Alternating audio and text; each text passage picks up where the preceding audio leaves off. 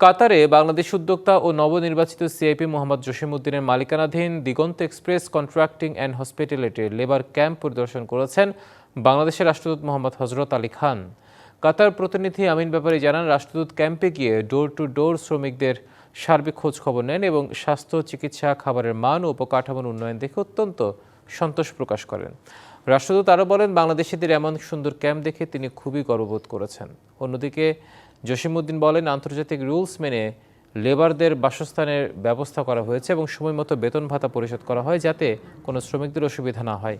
এ সময় আরও উপস্থিত ছিলেন বাংলাদেশ দূতাবাসের লেবার কাউন্সিলর মাসুদুল কবির, মাহবুব আলম সহ গণমাধ্যম কর্মীরা। এমন একটা মানবাধিকারের দেশে কেউ যদি একজন শ্রমিকের মানবাধিকারের বিষয়ে একটু অসচেতন হন, আমরা অবশ্যই চেষ্টা করব তাদের মধ্যে সেই সচেতনতা বোধটাকে জাগ্রত করবার জন্য।